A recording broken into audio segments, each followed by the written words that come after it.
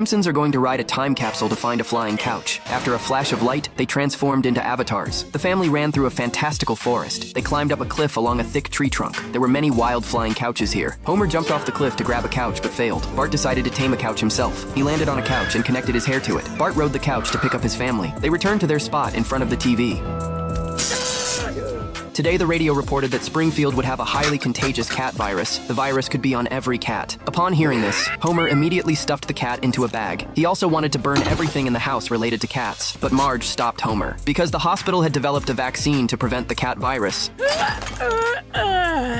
Homer, did you know he was in the pile? I thought he was an old clump of rags. All the residents of Springfield lined up to get vaccinated. There were only enough vaccines for one child per household. The residents were very unhappy, but they kept waiting in line. Then the wealthy Mr. Burns crashed his car through the crowd to get to the front. He not only wanted to vaccinate himself, but also his 35 dogs. Give him what he wants. He's the only taxpayer in this town. But this would mean there wouldn't be enough vaccines for everyone else. Sir, perhaps we should get out of here before people start resenting you. Facing the angry crowd, Burns immediately drove away. When he left, he also destroyed the last of the vaccines. Seeing this, the police chief told everyone to roll around in the broken glass. Healthy? Getting healthy. Ah! After getting a painless vaccine, Burns felt very healthy. But his private doctor discovered that Burns was dying.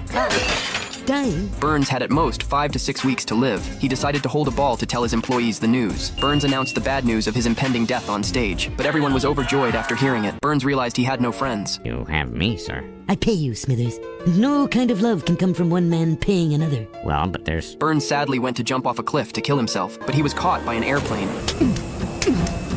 Burns was catapulted high into the sky. A bolt of lightning struck him. He fell onto tree branches.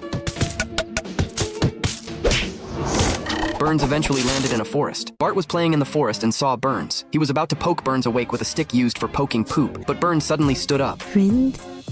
You, my mommy, daddy, puppy? Bart realized Burns had become simple-minded. Burns was now like a 3-year-old child. Bart couldn't bear to leave him in the forest, so he secretly hid Burns in his closet. Marge heard strange noises and wanted to check the closet, but she didn't find Burns among the dolls. After Marge left, Bart saw Burns eating cotton. Me not feel good. The TV reported the news of Burns' death. People were even dancing on Burns' grave to get revenge on him. Marge thought it was good that Burns was dead so he couldn't see this. The next second, Burns appeared. Bart told his family that Burns only had the intelligence of a 3-year-old. Oh man, this is great! The most evil man in town is in our power!